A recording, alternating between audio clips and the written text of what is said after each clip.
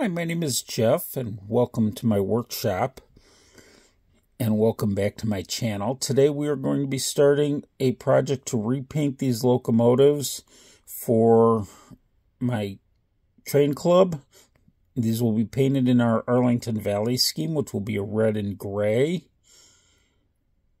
with white lettering. We have custom decals available. So we're going to get started. The first step on this is going to be disassembly of the locomotives. And we will begin those. I will get them out of the box and we will start disassembling them. Then we will strip the paint, repaint them, reassemble them, and in the process of reassembling, install decoders and LED lighting. So if you like this type of content, want to see more of it, please make sure you give this video a big thumbs up.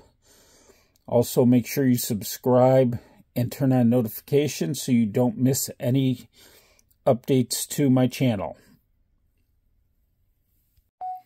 Okay, the first step is going to be to remove the couplers as we disassemble the locomotive. There is a screw that holds the coupler cover box in place. And on these Atlases, it's usually a pin. So I'm going to use a screw puller to come in and grab the pin with the prongs and just pull it out. And then I can slide the coupler out to remove it. And set that and the pin aside for when we reassemble it. Now I'm going to try and just lift the body off the coupler. Now the center body is held onto the base frame by some tabs that are located throughout. And sometimes these can be a little tricky to get out. So I'm going to try removing the handrails by carefully pulling them out of the sides. And again, we're going to set them aside. We want to make sure we do this carefully because we don't want to risk damaging them. And some of these may be glued in. So I want to be careful doing this.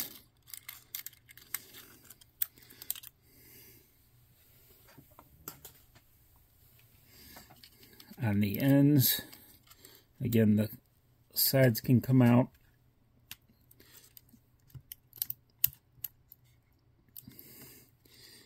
And the unit pulls up. You can do the same thing on the other one end.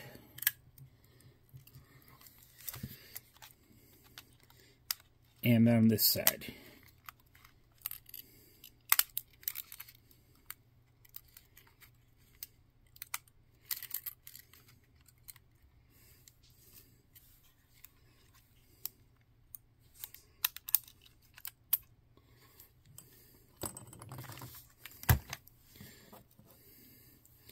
Now we'll set these aside.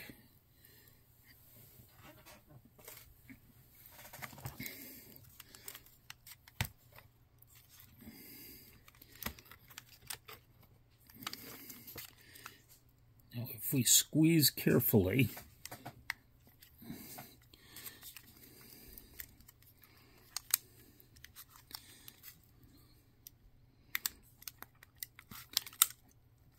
we want to disengage the tabs that hold the shell on, and that lifts off. And you'll see that there are two weights inside of them. We'll remove those.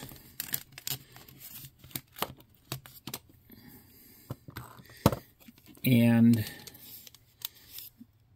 there are also glass pieces, plastic pieces that hold the headlights in. And we're going to carefully slide those out.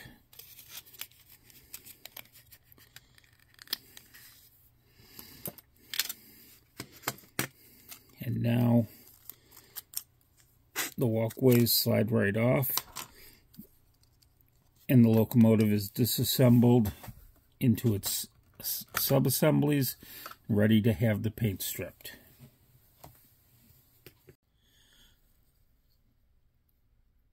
Now that the locomotives have been disassembled, it's going to be time to strip the paint. We'll be doing that by soaking these in 91% isopropyl alcohol for a few hours. Then hopefully we'll be able to scrub the paint off with an old toothbrush. I'll be back after these have had time to soak. Okay, I've left this soaking for a while, and you can see some of the lettering is starting to come off. And as I scrub with the toothbrush, more of it is flaking off in here.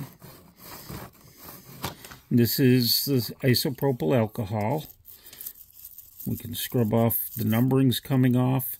The black paint is not yet removing, but if we can get rid of all the numbering and lettering, the black paint will start to come off over time. So on the cabs, the cab numbers are flaking off. Those were probably decals, so this will clear it up underneath. On the ends, the orange paint on the ends is coming off, as you can see here,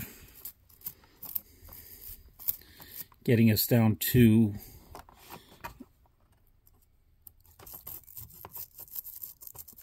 the black. This will take some more soaking time and some more work. But eventually we will get all of these stripped off. The zebra stripes on the end of the hood.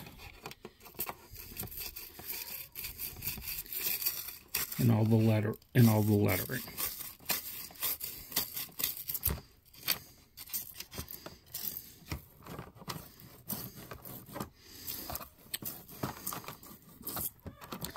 We're going to leave this to soak for a little longer, and we'll get back to it once we've gotten it all cleaned out.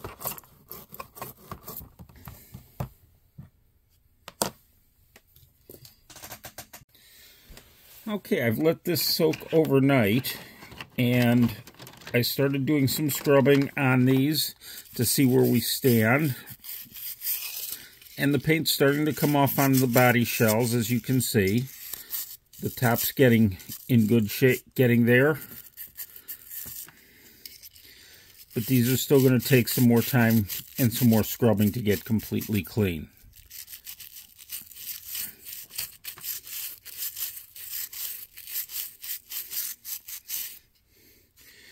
However, some of the parts, like this end, this cab, has some stubborn paint spots, and for that we're going to use a slightly different technique.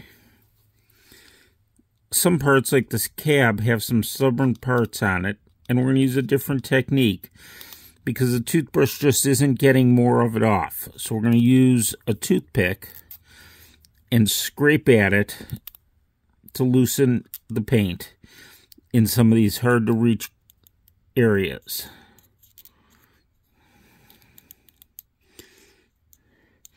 Our goal is to get as much of this paint off as possible so that when we repaint it, we don't show signs of the older paint underneath the coating.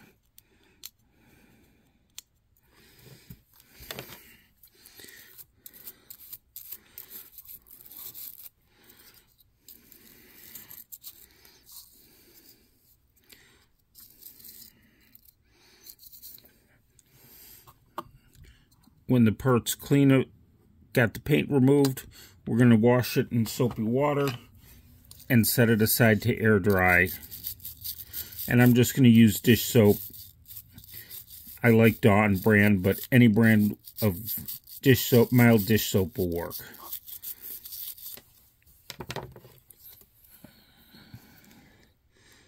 Again, we want to get into these hard to reach crevices and get as much of this paint off as we can.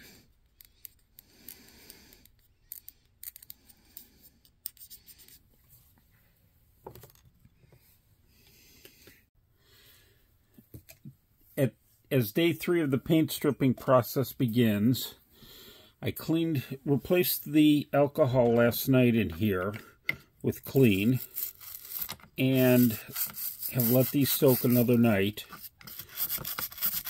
And you can see the paint is slowly coming off of these shells. The cabs have all cleaned up, but the hoods are proving to be a little more stubborn. But we'll keep scrubbing, and progress is being made. Okay, the bodies are coming along nicely. We've still got some tough areas, like around the smokestack here, that are being stubborn when we try to do it with the toothbrush. So we're going to take a toothpick and just scrape off what we can.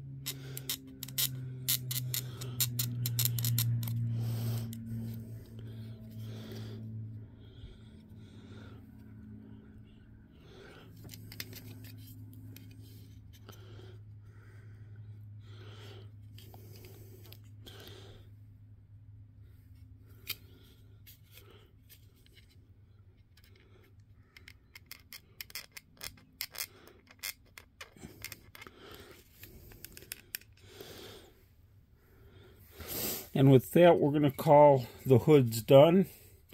We're going to set this aside to dry. But we've still got work to do on the walkways and the steps. The inside of these steps are going to need to be done with the toothpick to get all the paint out of them.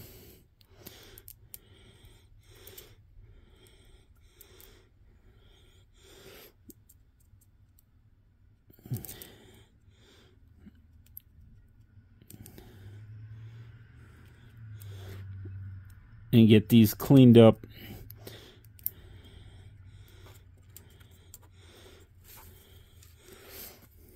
Once I get finished with that and get the side sills and the walkways done, I'll be back so we can start painting. Now that we've got the paint stripped from the models, it's time to start painting them with the new ones. One of the things I like to do for paint handles is either use a paint stick with some tape on it to hold the piece, or if that doesn't going to work well, an old paper towel roll that fits snugly into the body. You can see I've already got one of the bodies and hoods painted. The paint I use is from Vallejo. It's their hobby spray paint, and this is Gory Red. Yeah, you can see it on the label. My videos aren't sponsored. These are the products I choose and use. I like the Vallejo paints, spray paints, because they give a good, smooth finish. As you can see on the coat here, gives you a good smooth finish and hides plastic well and does it with one smooth coat. Gives you a fine pigment just like their model paints, and I don't have to clean up with airbrush. Okay, now that the locomotive's painted, we're going to take some small strips of tape and start masking the battery boxes and step area so that those can be painted to gray that will be used on the walkways and side sills. These strips were cut from the roll, and I used a straight edge to get a nice clean line so I can get it right up against the edge of the straight edge of the battery box areas and step areas.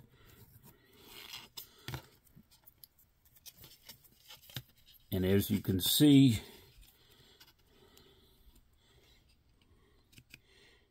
we're getting right up close and in.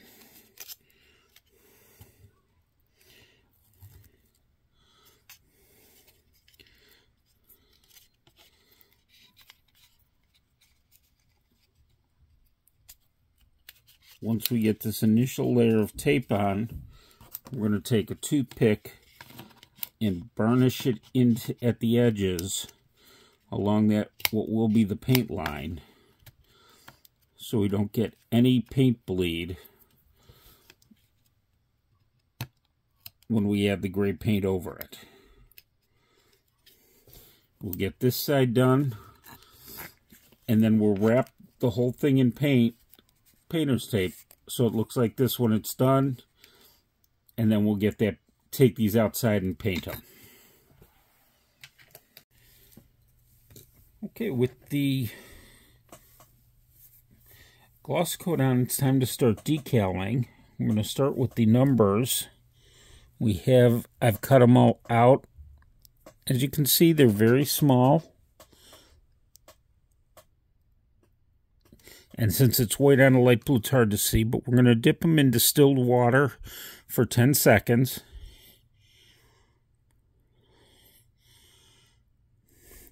And then set them on our paper towel to soak. Meanwhile, we're going to use Microset, which is a decal setting solution.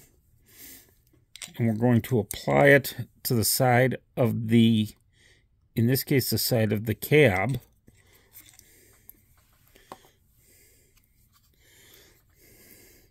Where the decal will go. Then we can pick up our decal, set it on the cab, just below it,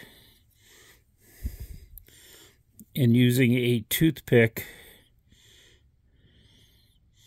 we can gently work the decal into position. And slide the backing paper off. We want to make sure we're aligned, and we want the 0 centered because we're going to add a 3 in front of it to make this engine number 306. So we want to try and get that as close to center as we can. Once that's in position, we're going to go find our number 3 decal and apply that.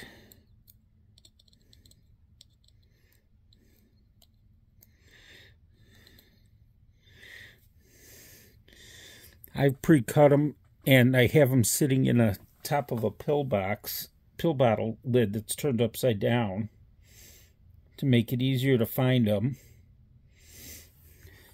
Since this is a single digit, again, we're going to soak it for 10 seconds.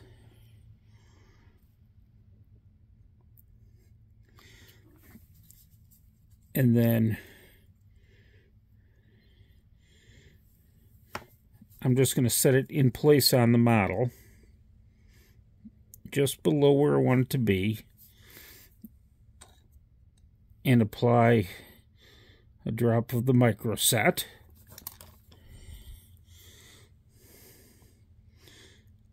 and then just kind of float the decal as soon as it comes loose.